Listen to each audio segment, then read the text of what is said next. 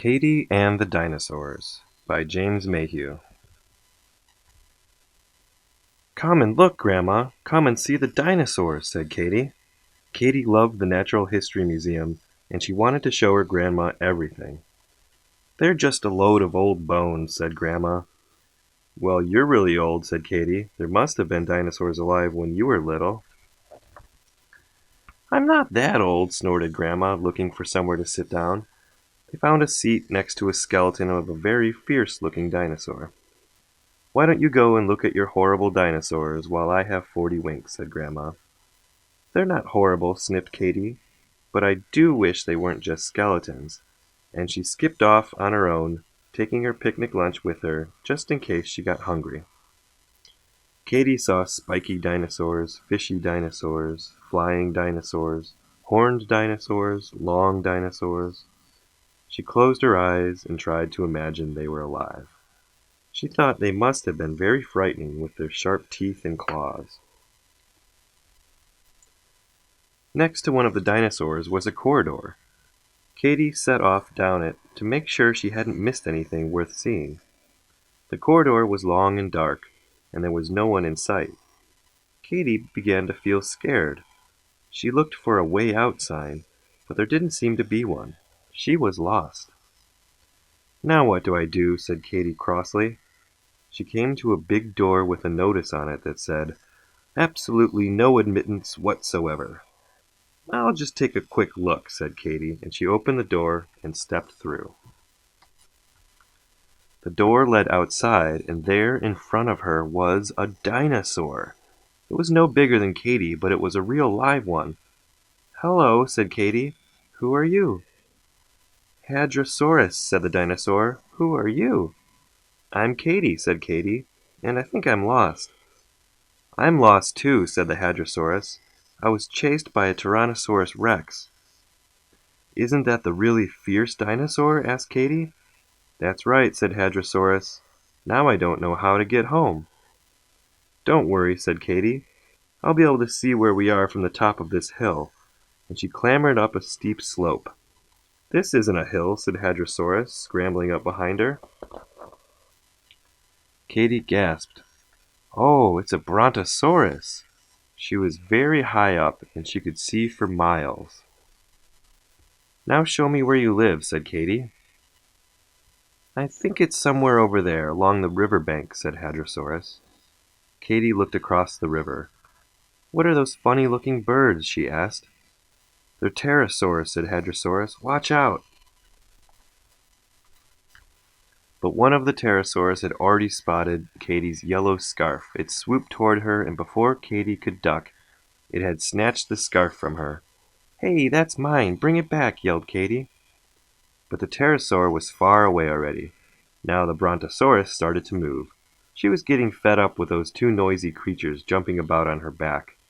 How they made her itch! Katie hung on for dear life, slipping and sliding about on the Brontosaurus's back as she lumbered down to the river for a nice cool bath. She was so huge that Katie and Hadrosaurus hardly got wet at all. From high up on the Brontosaurus's back, Katie could look right out at sea. All sorts of strange creatures were swimming out there. She recognized some of them from the museum. The Ichthyosaurus with their long snouts, and a plesiosaur with its snake-like neck. Before long, the Brontosaurus reached the edge of the water. "Let's go," said Katie, followed by Hadrosaurus. She slid all the way down to the tip of the Brontosaurus's tail, and they landed in a giggling heap on the ground. The Brontosaurus chuckled a deep, thundery laugh. "Which way now?" said Katie.